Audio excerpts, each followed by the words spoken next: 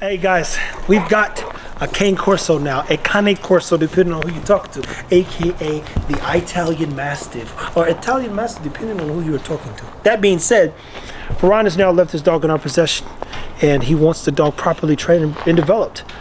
I don't know better hands it could be in nutritionally, educationally, and even from a care standpoint. Right now the dog's got a little atrophy in his rear, which means it's shaking even when it's standing. Front part's getting heavy. 70% of the dog's weight is carried through their shoulders, which is also why it's relatively easy for them to tear the back of their legs. So you want to make sure you build when breeding from the hips up. Now, this has nothing to do with the breeder. Shout out to those people who are, this is a beautiful dog. It is. I'm not a Cane Corso fan. Hell, I don't even like Brindle, but I like this one. And I do like Brindle here and there. Max Tran actually had a Cane Corso. We was out there visiting him, and that puppy Ruben's like, Max, I'm about to take him home. So there are some things that I've seen with him already that are pretty motivating. Some Cane Corsos are relatively reserved. Deuce, sit.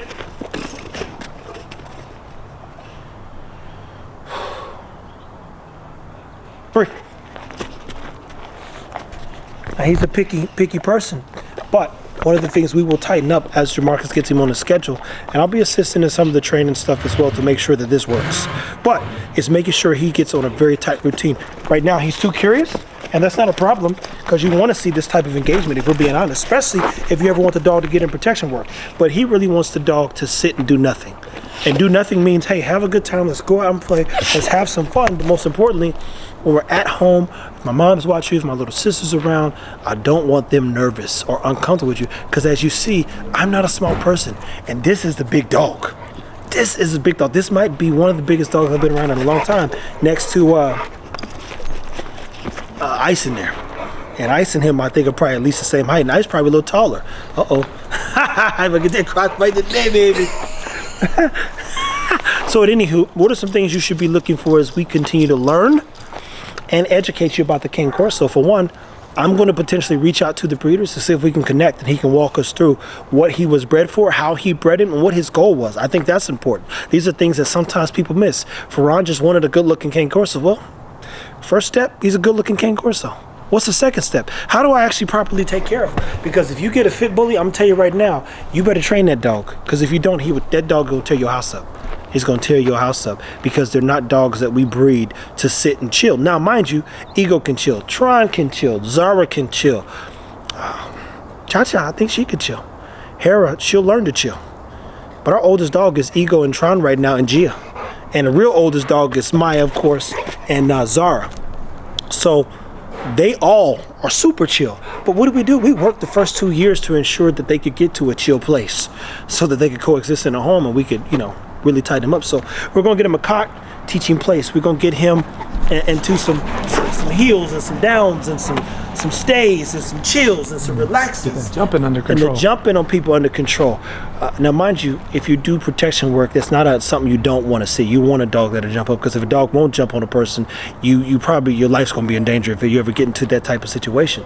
But in this case, he's got a little sister. I don't know if she's 7, 8, or 9, or 10. Either way it goes, she's a small young girl, and she's frightened, as they said, of this dog. And if I was a 7-year-old and the dog looked like death, I would be concerned too. And a kid, they can't read behavior. I can see that he's flat, he's wagging his tail. Hey, cut that out. He's chewing on stuff. But he's got room to grow. And we do too. Deuce here.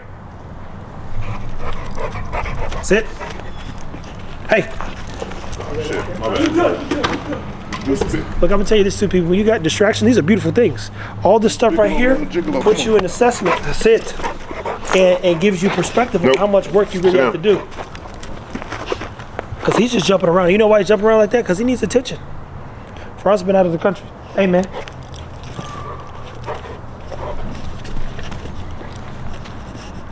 Come, look. Sit. Oh, shit. Hot. And this is a patience man game whenever you train the dog. But if you can't tell people, this dog just wants some love. That's all he wants. And we're gonna make sure we provide it, to say the least. And then we're gonna tighten him up and give him some structure and some guidance, and he's gonna be okay long term. Woo! Stay tuned, take care of your dogs. The Cane Corso info is coming.